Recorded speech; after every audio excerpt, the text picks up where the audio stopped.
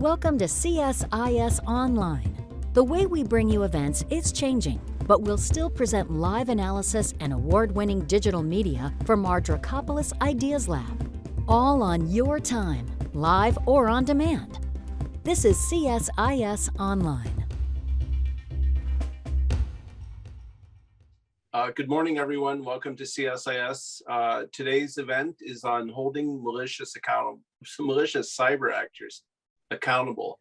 Actually, it's probably more on holding state actors accountable for malicious actions in cyberspace, a topic that has come to the fore since the success of the open-ended working group in getting agreement among all UN member states on norms for responsible state behavior. That's changed the problem. The problem is now, how do we ensure that states actually observe the norms, and what do we do when they don't? Since, as we know, unfortunately, failure to observe the norms is more common than we might hope. Today we have a great set of speakers. They're all friends, so that makes it easy for me as the moderator. The first will be Toby Feakin, Australia's cyber ambassador. Toby, we gave him a pass, given the time in Australia is 1 a.m, and let him record his remarks. So we'll open with recorded remarks from Toby. He'll be followed by Helene Tirmarker, who until about 2 weeks ago was Estonia cyber ambassador, one of the key figures in the OEWG negotiations, and now is at a think tank in Berlin as the head of it, I think. And then she'll be followed by Duncan Hollis, professor of law at Temple University. And one of the people I regard as a real expert in the field of how international law and cybersecurity interact. So I'm really grateful for him to be there. They'll all speak.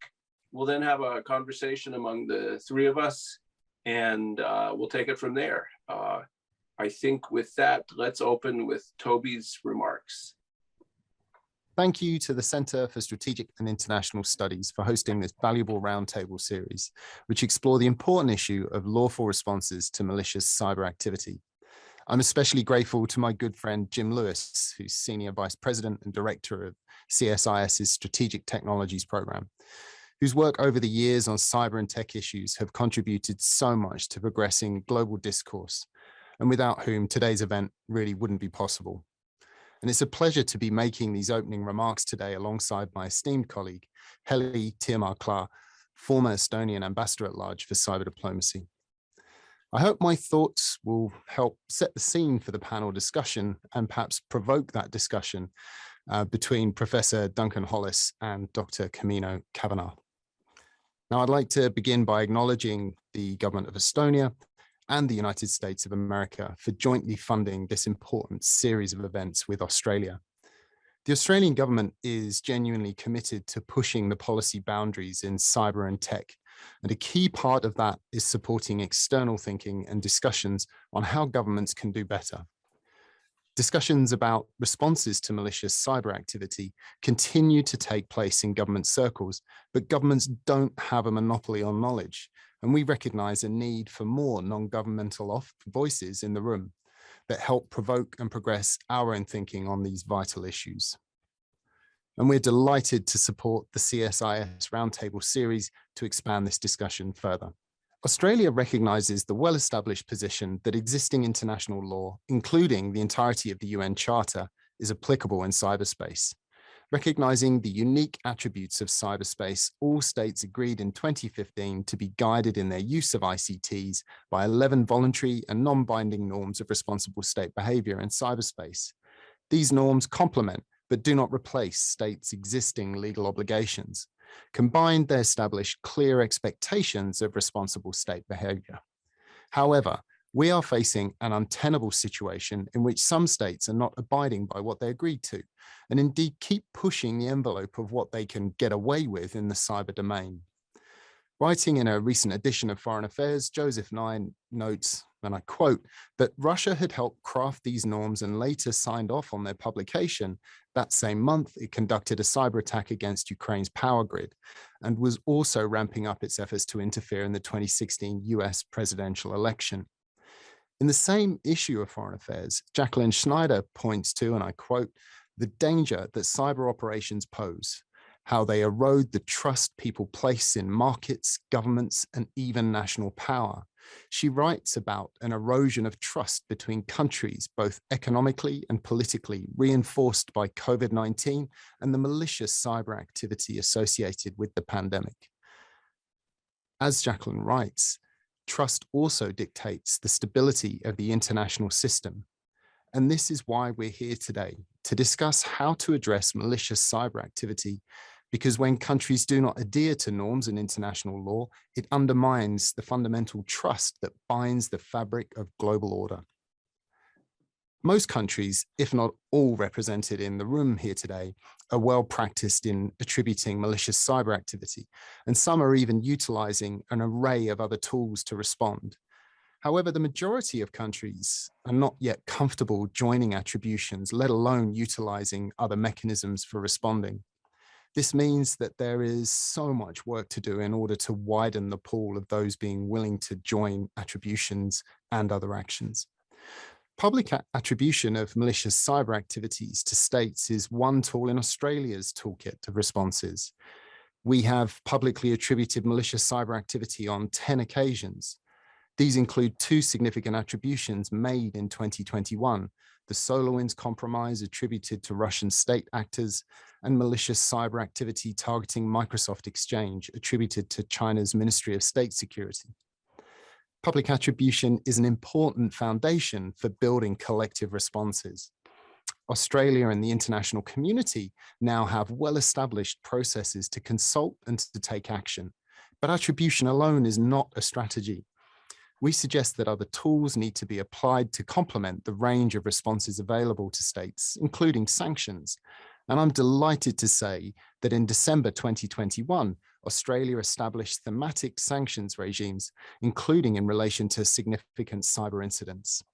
Our new cyber sanctions regime provides Australia with a further tool to deter malicious cyber actors targeting Australia and Australia's interests.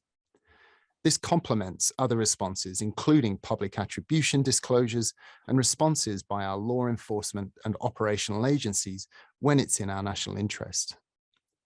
But roadblocks remain. And yet, in addressing the threats that we face, we must find ways of addressing those roadblocks. And they exist within all of our nations. We sometimes face deficits in knowledge and understanding at all levels, and a view that there must be some kind of silver bullet which will instantly solve the challenge of malicious cyber activity. The world of cyber affairs is also still regarded by many as too technical, too niche, one that is only able to be understood and navigated by those with specialist technical skills. And all too often, it feels as if we need to constantly re-educate decision makers across our economies on why this is all very important. We must become more confident in addressing the sources of malicious cyber activity. Dmitry Alperovich captures this in a recent article where he says, and I quote, "Cyber attacks are a symptom, not a disease. The underlying conditions are broader geopolitical problems that demand geopolitical solutions." You know, we can spend billions defending ourselves from malicious cyber activity, but if we don't do something about the sources of cyber crime, espionage, disinformation, then it will not stop. And Dmitry goes on to say that cyberspace is not an isolated realm of its own, after all, but an extension of the broader geopolitical battlefield. So in order to move forward in our efforts to deter and directly address our adversaries, we should begin working on the what next, what could be termed deterrence 2.0. We need to be bold and push forward and find ways to remove unnecessary restraints on how we can use the tools available to us. We need to think creatively about what those tools should look like and how they are applied. We need to create international structures that enable countries to join in responses to malicious cyber activity at their own comfort level. And these need to be scalable and proportionate to the situation, not just limited to public attribution. Cooperation will be absolutely key. We need to work together on this, as we will only change the cyber landscape if we work as one. So to conclude, Cyberspace and critical technologies are absolutely central to Australia's, our region, the Indo-Pacific, and the global community's future. And it's imperative that we aim for a safe, secure, and prosperous world, which is enabled by cyberspace and critical technology. And a vital step to achieving this are the measures we take to defend ourselves against malicious cyber activity, including adopting strong cybersecurity practices. But we also need a broad-based coalition of like-minded countries and a structure in place for these countries to respond in line with their own levels of comfort. We need to take a dual track approach, both expanding the countries that are willing to join us in applying our existing tools, including attribution, and at the same time, leaving room for the application of new tools that point the way forward. If you'd like to learn anything more about Australia's approach through its international cyber and critical tech strategy, or follow our work on cyber affairs, you can view our website at internationalcybertech.gov.au or follow me on Twitter at AusAmbCyberTech. Now, I hope today's discussions will help drive this important area of work forward.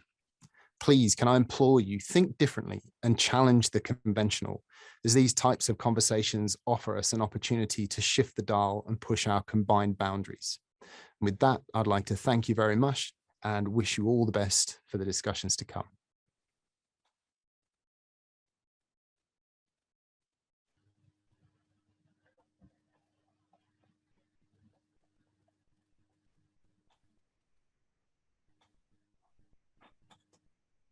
Great. Toby raised a lot of interesting issues. Australia's been a real leader in this field, as in so many other digital issues. So I'm sure we'll come back to some of them in our discussion that will follow this. But the Australians have done sort of an amazing job when you look at the things they've put in place across the board. That might be a good lead-in, the digital policies of Australia, to Helene Tirmarker, former ambassador, but one of the people who made the success of the OEWG possible. I'd say one of the key people, and currently the director of the Digital Society Institute of the European School of Management and Technology in Berlin. So digital society is what we're here to talk about in one particular area, drawing more on your past experience. Heli, over to you, please. Thank you, Jim. First of all, I would like to thank CSIS and my good friend, Dr. James Lewis, for putting together this very useful roundtable of discussions on how we can increase accountability in cyberspace. I believe today is the fourth roundtable. And if you allow me, I will do a bit of a concluding round of what we already have discussed and what remains to be discussed in the future in similar events.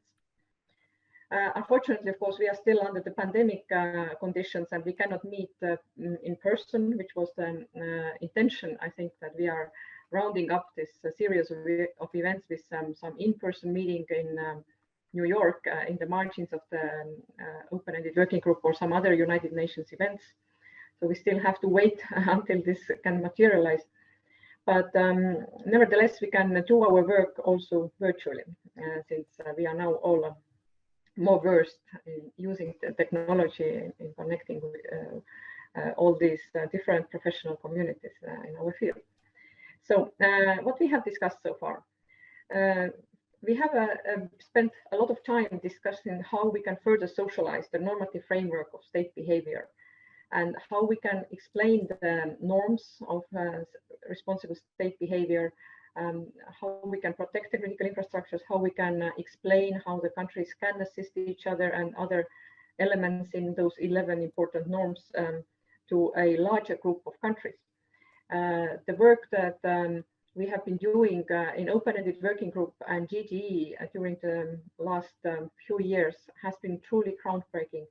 And the two success reports where we achieved consensus were, I think, quite an unusual triumph of multilateral diplomacy in a very sensitive field that we have witnessed in 2021.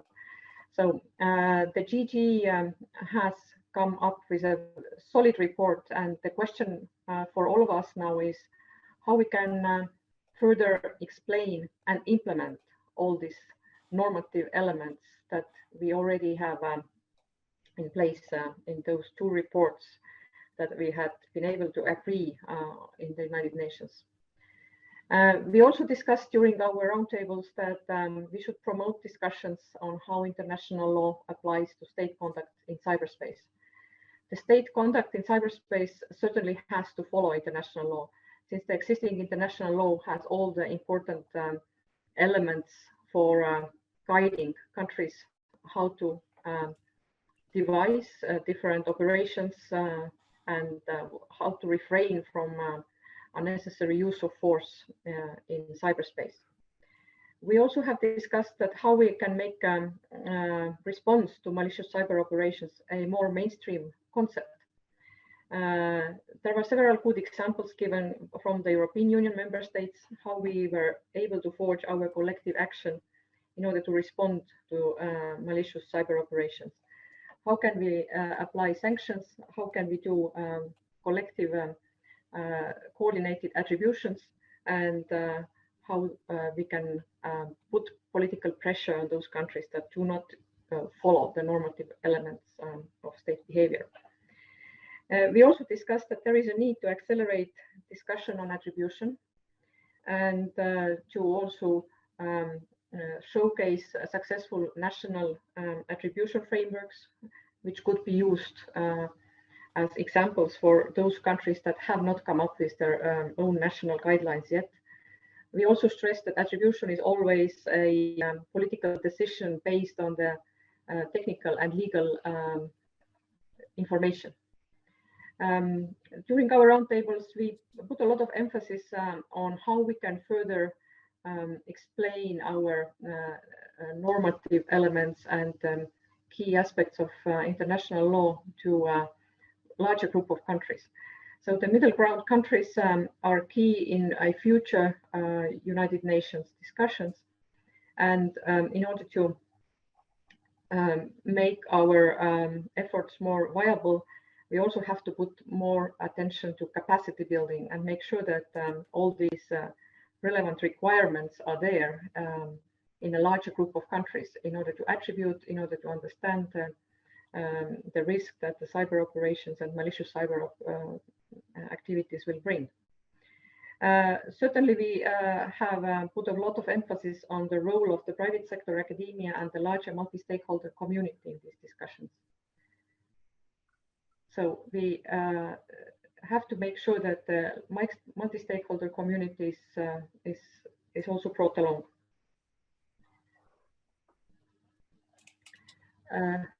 Can you hear me?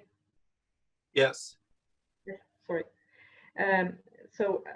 Then finally, we talked about the response options and engagement with states that do not follow the normative behavior. There are several examples how we have been using our coordinated attribution statements, naming and shaming. We have also done a lot of work as a collective of the like-minded countries on sanctions. We just heard from Toby how the Australian government has put together the sanctions regime. The European Union has come up with the sanctions regime already in 2019. And several other countries in the world have had this kind of sanctions to address the cyber operations in place for some time. Of course, in addition to pressure, we also could use the dialogue and the marches and the different other cooperative measures in order to influence the behavior of the countries that do not fall into line on responsible state behavior. And I think one of the key understandings for all of us who took part of all those roundtables is now that how can we build a viable international security regime that would bring forward the concept of accountability, and how we can broaden the tent of those countries who are working on those issues, and how we also can educate and socialize more nations from the middle ground into these efforts. All these questions still remain open, and I hope that events like today will bring more light to this topic, and we can take the discussions forward. Thank you. Great, thank you, Heli. And Do we have to call you professor now rather than ambassador? Or well, you can continue calling me Heli. Speaking of professors, I'm really pleased that Duncan was able to take some time and join us today. Duncan Hollis is a professor of law at Temple University, and he's also an associate dean. I didn't know that. I'd be much more impressed now that you're a dean. Duncan has the right kind of experience. He's not only an exceptionally skilled legal scholar, but he was in the Office of the Legal Advisor at State and was in various negotiations, including litigating 2 cases before the International Court of Justice. So with that background, I've asked Duncan to make some remarks on where international law fits into the idea of creating a sense of accountability among nations. This is, and I'll just to preface his remarks by saying that this has come up repeatedly, that most of the countries that we've talked to, in fact, all the countries have talked to it, emphasize the importance of everything we do being consistent with international law. So Duncan, if you have a few remarks, please make them. Sure.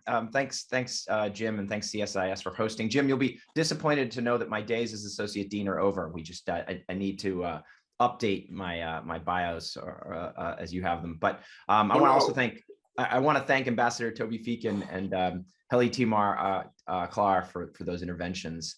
And I want to join them in emphasizing how important this conversation is. Right. I think the multilateral level has been stuck, I fear, for the last couple of years in a feedback loop of sorts, repeating the same adages again and again. Like me, some of you may be able to recite them by heart now, right? 1, international law in all its variety applies to state cyber operations. And 2, it's not enough to say that international law applies. We also need to agree on how it applies. And the irony in my voice aside, I do think those are both important points, and they warrant all the attention we can devote to them.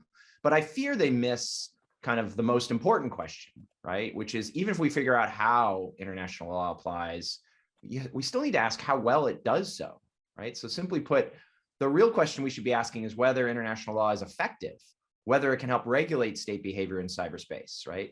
Do states actually act consistent with international law's prohibitions, with its permissions, and with its requirements? And then does that behavior, if we see it, does it produce the trusted, open, safe, secure, and stable cyberspace that we, including states, all say we want? And I don't think that's obviously just a question for international law, although that's where I'll focus my attention. I do think the same questions are equally relevant when we look at the voluntary norms the GGE, rightly has been celebrated for crafting coming out of the 2015 consensus report. So then how do we get to compliance and effectiveness in cyberspace? And that's where I think our conversation on improving accountability is so important. And I'm really looking forward to the conversation. But before we get into it, I think it's important we understand what, at least maybe from a lawyer's perspective, what does accountability entail? What's the right framework for thinking about it? And to do that, I thought I'd offer you kind of my quick guide to 6 steps to building accountability. Identify, assess, attribute, apply, respond, and evaluate. And so I'm hoping, like, by breaking up the problem into multiple steps, we can then kind of also think about the challenges and kind of level set them at the right step or level, and then craft innovations or solutions that are appropriate to the problems we're identifying. So step 1, accountability requires identification, right? We have to know about the unwanted or unlawful cyber behavior in the first place. Hard to impose accountability for something that's unidentified or unobserved. Now, as we all know, the default condition in cyber is secrecy and obfuscation. So for all the news alerts about discoveries of malware on Ukrainian systems or website defacements, I think it's important to remember just how much we, at least in the public, don't know. And even I think how often states don't know what unwanted or harmful cyber behavior is occurring out there. Step 2 is assessment. I think it's not enough to know there's some malware or some information operation ongoing out there on the internet, but we have to have a sense of what that operation did or is capable of doing. And sometimes that's not going to be hard, right? It's pretty obvious that ransomware malware is causing the hijacking of the data, just as it's apparent that, like, what a state is doing when it announces the legal steps it's taking to fulfill its duties to protect and ensure human rights online. But in cases like information operations, I think it's not always clear whether and when the disinformation is actually achieving, its desired cognitive effects on a population or on decision makers, right? Is that state-sponsored disinformation causing violence or chaos, or is it a sideshow and the real harm is coming from individual users or domestic groups, as it were? Step 3 is attribution, right? Beyond knowing what happened, you need to figure out who's responsible. And that's a process, I think, as Heli mentioned, we've drawn a lot of attention to in recent years and in recent conversations. It involves technical attribution, linking the operation to the particular IP address or computer networks, and it involves political attribution, ascribing responsibility to particular states or state-sponsored actors, or in some cases, just simply attributing the operation's origins to a particular territory. I'd note here, legal attribution, I think, remains a real challenge. Amidst the rise of naming and shaming we've seen over the last 5 to 8 years, I think we've also noted a real reluctance of states to attribute legal responsibility for these operations, right? States are called out for launching them and told by their accusers how bad, how malicious, or just plain wrong their behavior is. But far, far less often is there a charge that the operation actually violated international law, let alone naming which rule or rules were breached. That brings us to step 4, right? To get to accountability, we have to apply some norms or some international legal rules or standards of behavior to the operations we've identified, assessed, and attributed. And this is where we've wallowed kind of in a quagmire for years now. We are debating what I still call some existential questions about which international law rules exist in cyberspace, right? Things like, is sovereignty a rule in cyberspace? Is due diligence a rule in cyberspace? And that's alongside a series of interpretive questions that even when we agree that there's an international law rule in cyberspace, like a prohibition on intervention, we're still not sure what it means in the cyber context. What does coercion look like online, for example? And alongside that are a whole series of process questions about, given the existential and interpretive questions, who and how should we go about addressing them? And of late, we've gotten some progress. We've had a series of kind of unilateral official state statements about how international law applies, alongside some efforts at places like the OAS, where, full disclosure, I was rapporteur on a project to improve transparency on state views. We also, in the normative space, have the work of the OEWG, and I think quite importantly, the most recent GGE consensus report, which I think many were pleasantly surprised with its elaboration on how one could implement some of the norms on which states have agreed. But I think we still have a pretty long way to go to assess areas, kind of where's the areas of convergence, where's the areas of divergence, say among these 28, 29, 30, depending on you count, state views, to say nothing of the fact that the vast majority, 100+ states, still haven't offered any opinion on how they understand international law in this context. Even if we can get through all that, right, we then have to respond in some way, right? If we see, we apply the law and we're finding the norms, rules, standards being breached, or we see nonconformance. So we have to impose consequences or seek remedies in cases of nonconformity or noncompliance. Now, if there's a violation of a treaty, sometimes the treaty, like the WTO agreement, will provide treaty-specific remedies that we might turn to. But in the absence of which, international law pretty much offers you 2 buckets of consequences: retorsion or countermeasures. Now, retorsion is basically lawful but unfriendly acts, doing things you could have done anyway, but you're doing them in response to what you see as a violation of the law or a violation of norms. Think about it as like, oh, we're going to cease our financial aid to you next year because you've done this unlawful act, or you violated this GGE norm. You never had to give them the financial aid in the first place. So, it's within your legal rights to just cease that aid as a way to try and bring about better conformity. Countermeasures, in contrast, are themselves unlawful. They're unlawful acts, but their wrongfulness is kind of excused because they're done in response to prior illegal behavior. So in other words, it's kind of a tit for tat exchange. Oh, you violated international law. I now get to violate international law in response to you in return. So kind of the last thing, though, I think my step 6 is the one where maybe, I think we are focused today, and that's we have to evaluate. We have to evaluate whether the response or responses have the desired effect. Are they impactful? And more importantly, even if they're impactful, are they sufficient do they get the desired effect? Do they produce conformance? And does that conformity generate that trust, stability, and security, or at least move us on the path towards it that we all claim we want? And, I think looking at the conversations to date, I do wonder if we're often kind of either skipping steps or jumbling them, and without stepping back and asking how the whole process of accountability operates, where the challenges lie. So for example, when it comes to step 2, like assessment, I wonder if we have the right tools to measure things like the effects of information operations, right? It's one thing if foreign election interference impacts electoral outcomes, and quite another if it's just noise that doesn't change outcomes. Or consider step 4 and, the application process. Here, I often wonder if international law is regulating the right targets in cyberspace. We're so focused on state behavior, but so much of the harmful activity is being done by non-state actors.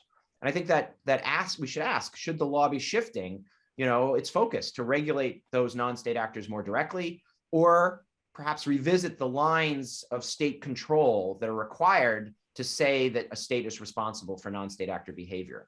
It seems right now what we see is states know where that line is and they're operating just below it to encourage non-state actor behavior for which they will not be legally responsible. Or maybe apropos of today's conversation, when it comes to responses, I think we need to continue to have a real conversation about whether countermeasures are actually a tool that states will ever use, or does their complexity preclude their use? I'd be happy to be corrected, but I've been in dozens of conversations over the years about countermeasures in theory, but I've yet to hear many examples of them being employed in the cyber context in practice, right? And I do wonder if it's a feature of all their conditions, right? You can't use countermeasures unless you give notice to the state against whom you're employing the countermeasures, unless it's really an urgent situation. Are the countermeasures going to be punitive? If so, they're no-go. Are they going to be escalatory? Also a no-go. Are they reversible? They have to be reversible. Are they proportionate to the harm caused? Do they avoid violating fundamental human rights and things like diplomatic law? And finally, are you prepared to respond alone, since it's not clear that you can respond collectively under the existing legal frameworks?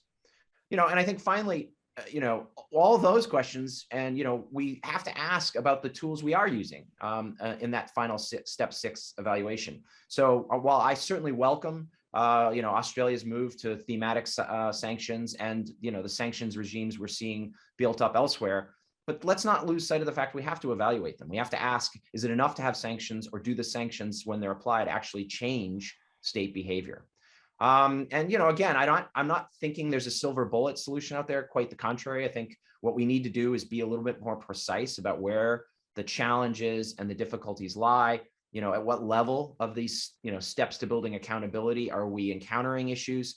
And then that's when I think we can be more innovative or creative in targeting solutions and, piloting projects that are designed to address a particular problem at a particular step along the way to accountability.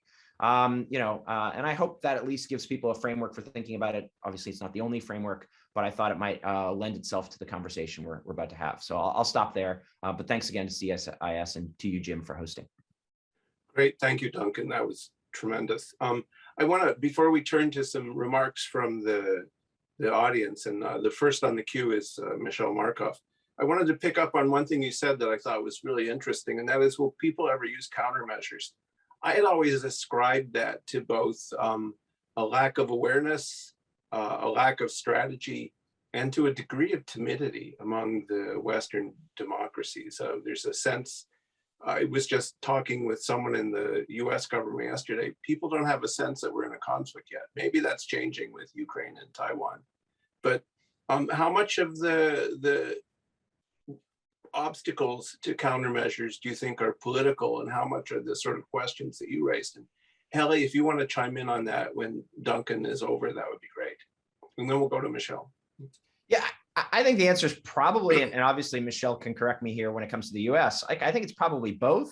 I think, there's a real concern about escalation, an appropriate concern in this context. I think because John Lindsay at Toronto has always kind of celebrated cyber operations because he says, look, it's better than the alternative, right? Like, we're not actually in armed conflicts. And so, don't look at this without considering that. So I do think there's a real political calculus that's at work. But I also I also imagine that if you know, a diplomat or a policymaker comes to somebody like me and says, hey, I want to use countermeasures, and then I give him the 8-part checklist that I just kind of rattled through, you kind of throw up your hands, because it really, you know, the countermeasures that international law has agreed on are so complex and so conditioned. And oh, by the way, if you're wrong, right, and you think you're allowed to use countermeasures, but you're not, then you're the one who's violated international law, and you're the one who can then be subject to countermeasures by the other side that you thought, you know, you were in the right about. And so I think, you know, there's real risks that may explain why,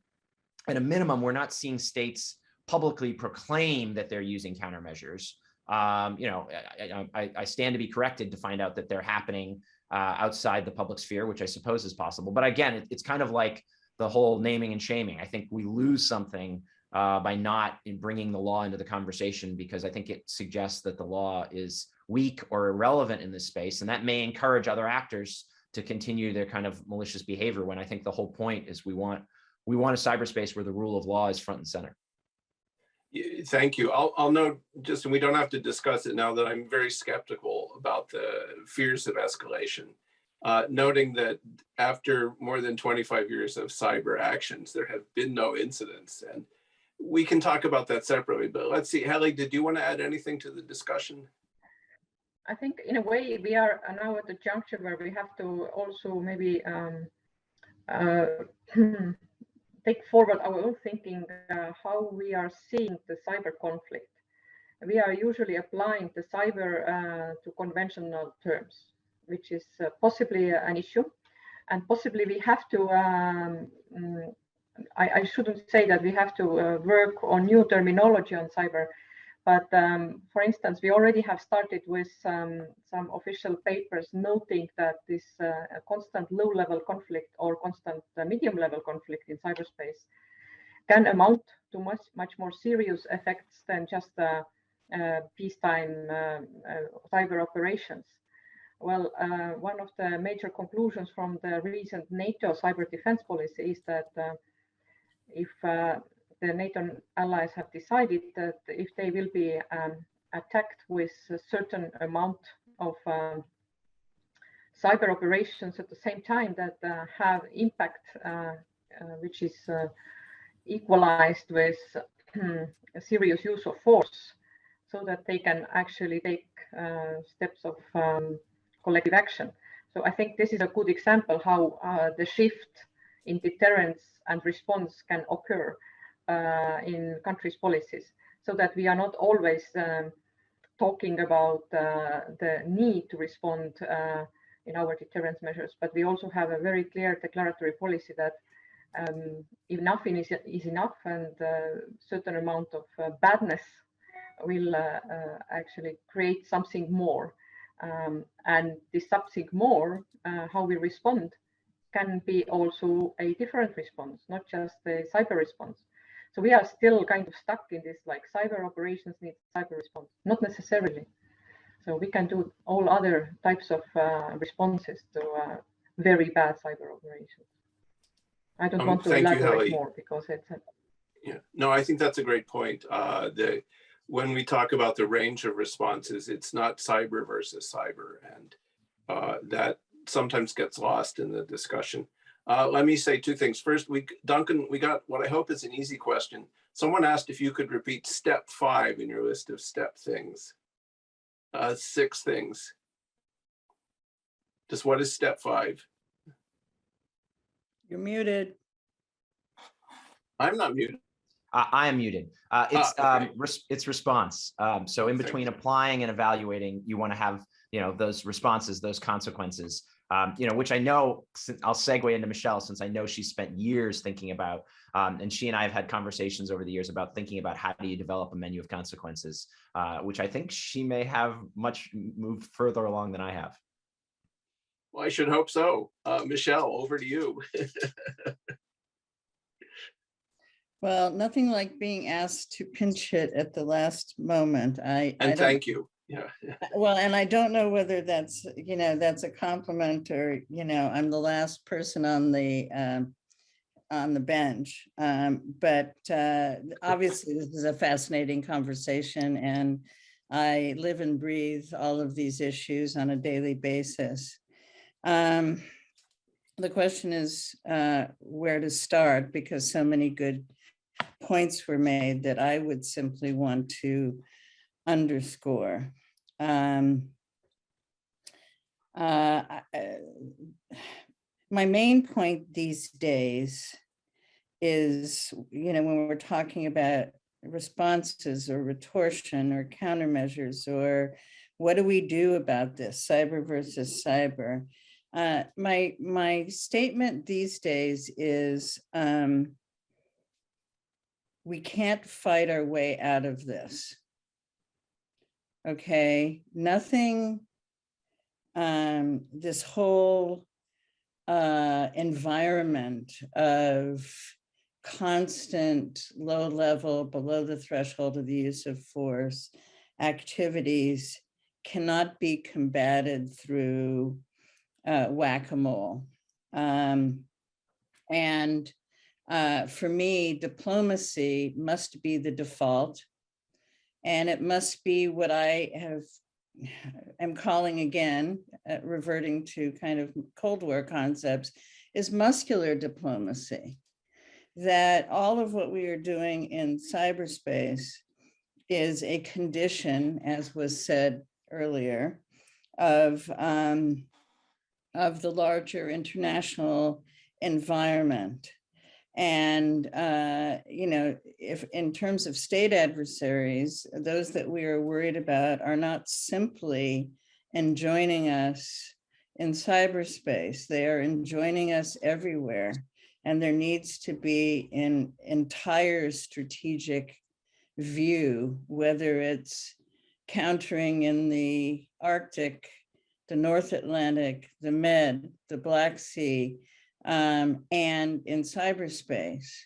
And there needs to be a knitted scarf that conceives of the roles of each of those things. Okay, so that would be my first statement, is that we need to think more broadly how all of these things fit together. There was something on Twitter recently that I thought was very apt. Russia is playing three-dimensional chess, China is playing Risk, and we're playing rock, paper, scissors. That we really need a much more sophisticated view of all of this and a layered approach. So there's approaches of shaping the international environment in terms of our military pushback against the adversaries. There's the level of shaping the multilateral environment, where we're being contested in the First Committee of the UN, the Third Committee of the UN, the ITU, the IGF. And then there's the issue of what do we do on a daily basis and more strategically to deter the plethora, the frequency and the severity of these below the threshold attacks. And what we've done so far that I think is rightly touted, as we've begun to shape the expectations of the international community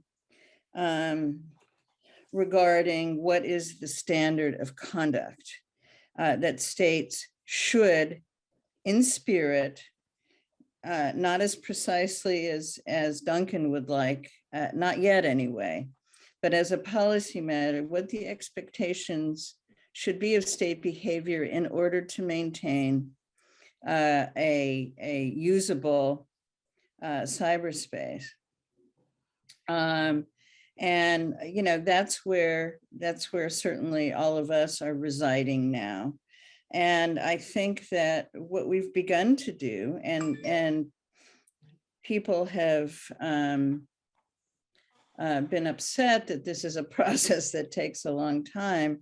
But if you just look back at the development of our strategies for weapons of mass destruction and nuclear in particular, we went through many different phases of deterrence and graduated deterrence and all sorts of what I call catechisms of theory and everything to make war less possible.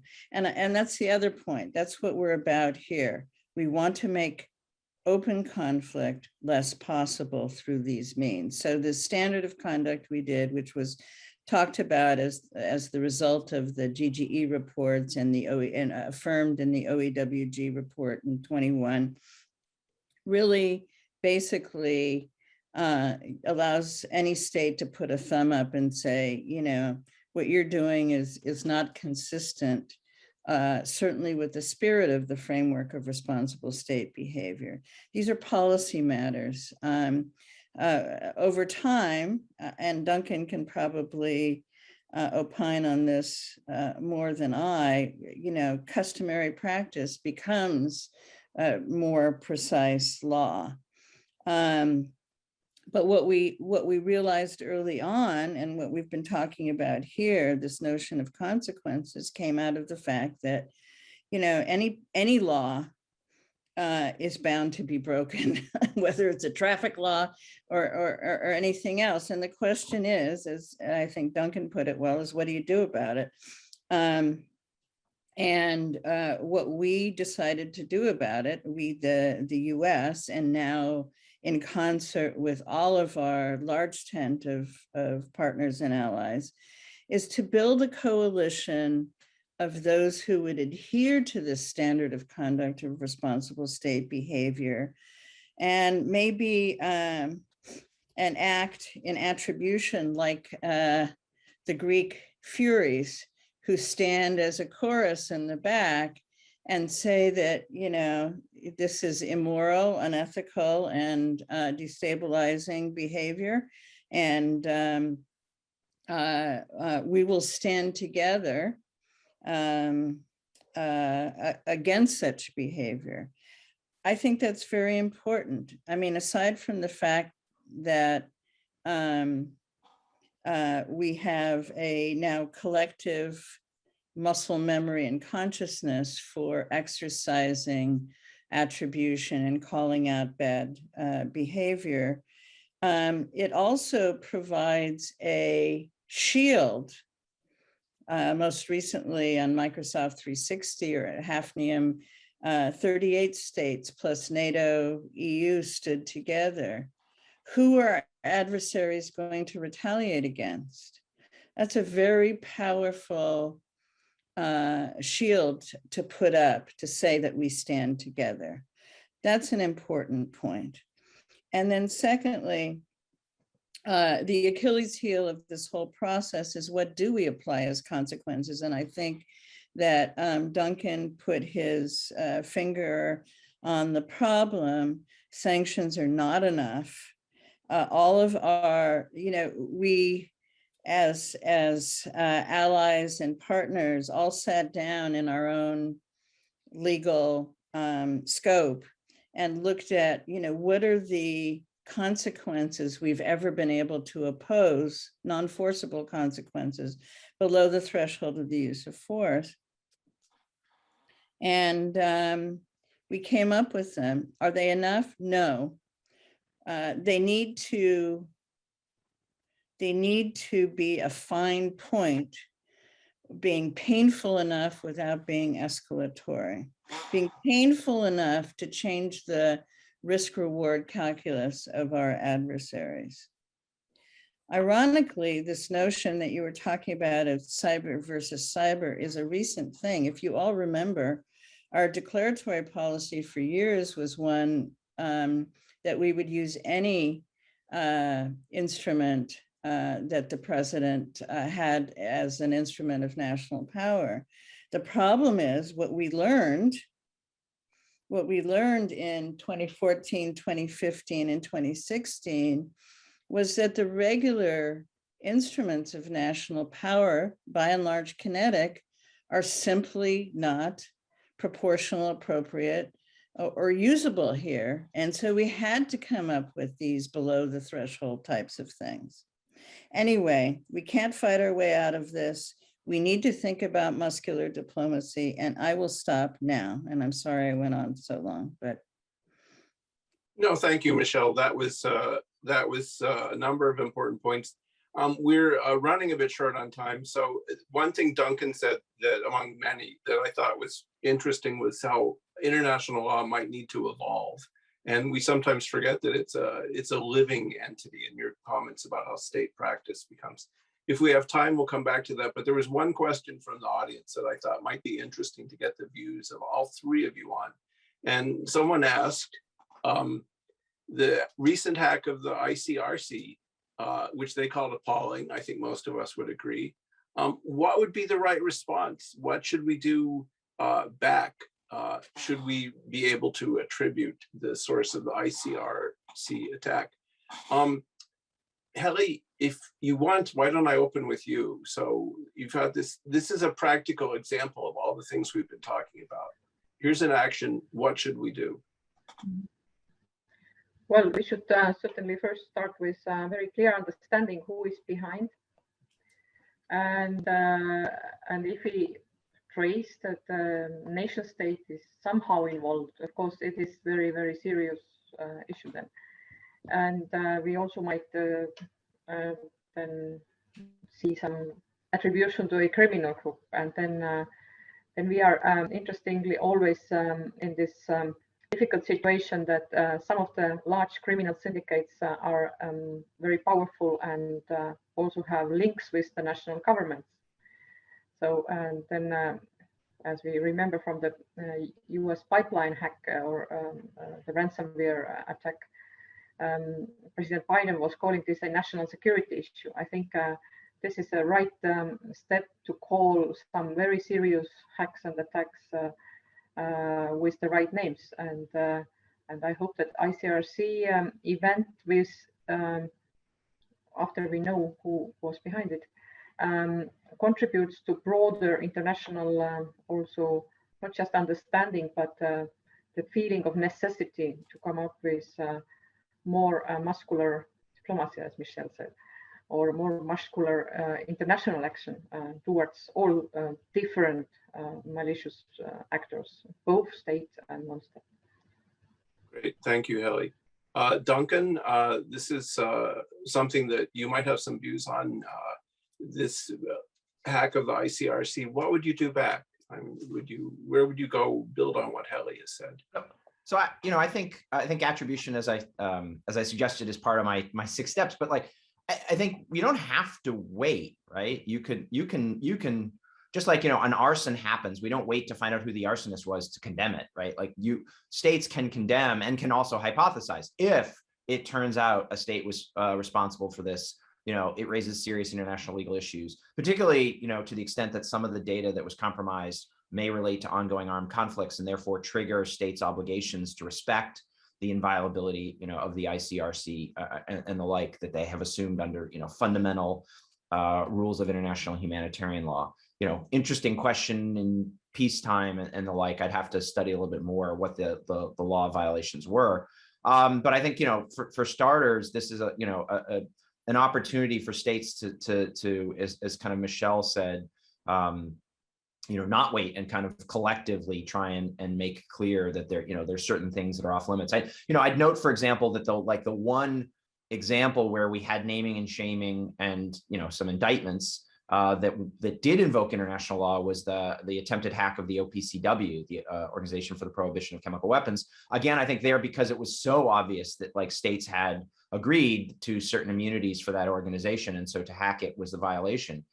So this seems to me a primed area where putting aside what you might do normatively or what have you, that there is an actual potential for some international legal claims to be made, and then some of the responses that I discussed.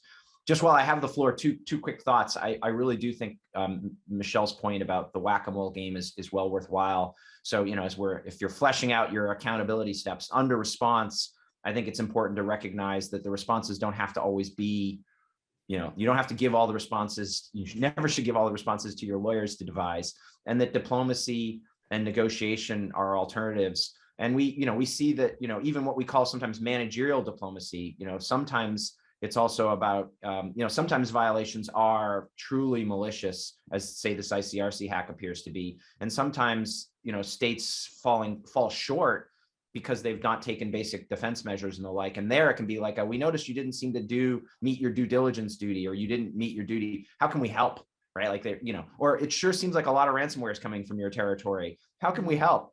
Or what are you going to do about it? And you don't have to, there may be some hypocrisy in those conversations, but that's not always a bad thing. But I do think it's really important to not only think that the responses are entirely treaty-based or countermeasures based. But I think the ICRC will have to wait a little bit on some aspects, but certainly not to condemn it. Great, thank you. Michelle, in the remaining 3 minutes, can we get your views on the ICRC? No, actually, I don't have anything to add to that statement. We don't know who did it.